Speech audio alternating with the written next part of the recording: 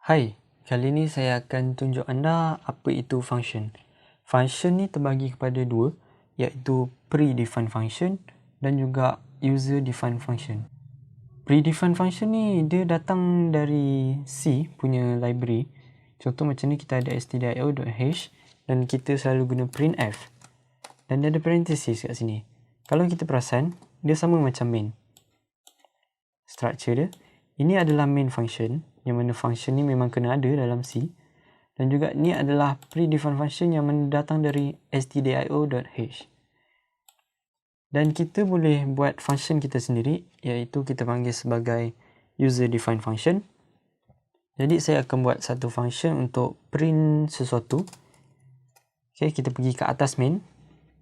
Dan kita mula type dengan void, void. Jadi apa void ni nanti saya akan terangkan. Void, dan kita letak nama function yang kita nak. Contoh saya letak tulis parenthesis. Lepas tu kita buat curly braces sama macam main function. Dan kita akan guna printf. Dan kita akan print hello. Ok, sekarang ini kita panggil sebagai function definition, yang mana kita punya blueprint untuk function. Dan macam mana kita nak guna function ni? Kita kena call dia. Jadi kita akan call dia dekat main function. Kita just kena tulis nama function tu. Tulis parenthesis dan semicolon. Ini kita panggil sebagai function call. Dan bila kita run, dia akan keluar hello. Tapi kalau kita tak panggil dan bila kita run, kosong. Sebab apa? Sebab function hanya akan berfungsi, hanya akan di-execute bila dipanggil. Kecuali main function. Main function memang automatic dalam C.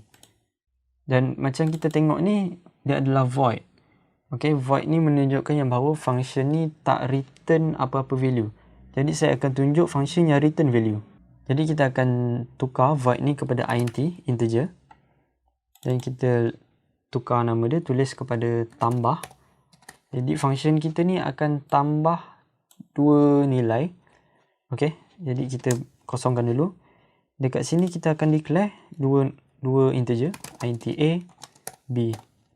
Kemudian kita akan minta user masukkan nombor pertama.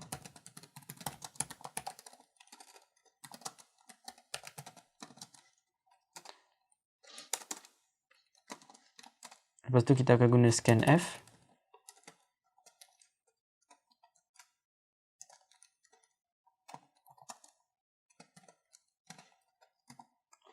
Dan saya akan copy ni nombor kedua dan tukar jadi B. Ok, sekarang kita dah ada dua nilai, dua integer. Sekarang kita kena hantar nilai ni kepada function ni. Sebelum kita nak hantar, kita kena dalam parenthesis ni, kita kena declare variable, yang mana kita panggil dia sebagai parameter. Sebab kita nak terima dua nilai integer, kita akan declare dua nilai integer lah, int. Letak apa-apa nama, nak letak A dan B boleh, nak ikut yang ni boleh. Ataupun nak letak nama lain boleh. Nombor 1, int nombor 2. Ini kita panggil sebagai parameter. Ataupun formal parameter. Dan kemudian kat bawah ni, sebelum kita nak guna, kita kena call macam tadi. Tambah. Dalam parenthesis, kita letak A, B. Kita tak payah letak int sebab kita bukan nak declare. Kita just nak hantar ke atas ni. Dan ujung kena letak semicolon.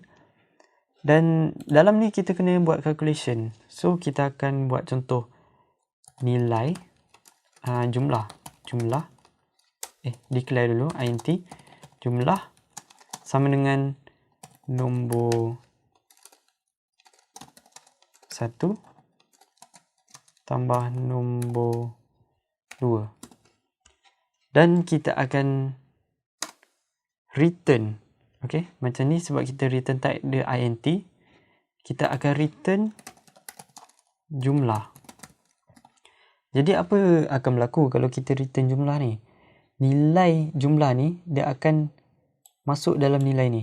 So kita kena declare satu lagi variable jumlah. Dan kita kena letak variable tu dekat sini. Jumlah sama dengan nama function ni. Dan kita akan print dekat sini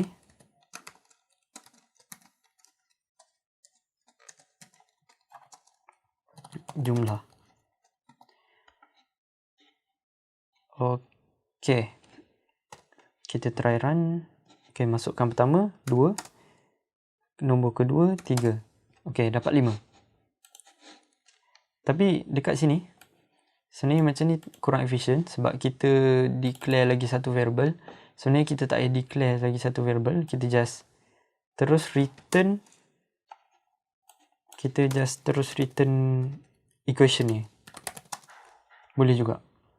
Jadi saya akan brief balik apa yang berlaku. Kita declare A, B dan juga jumlah. Lepas tu kita minta nilai pertama, nilai kedua. Lepas tu dekat sini kita akan call dulu tau. Kita akan call dulu. Kita hantar nilai A dan nilai B masuk dalam nombor 1 dan nombor 2. Kemudian nombor 1 akan tambah nombor 2 dan kita akan return nilai itu. Dan ingat kita akan return nilai integer sebab ini adalah return type untuk function ni. Dan kita akan return masuk dalam jumlah. Okey, dan bila kita print akan dapat jumlah ni. Ini adalah function definition. Tapi kalau kita ada banyak function, akan datangkan masalah kepada kita sebab main function ni akan ke bawah. So sebab saya tak suka benda macam tu, so kita akan buat satu yang kita panggil sebagai function prototype.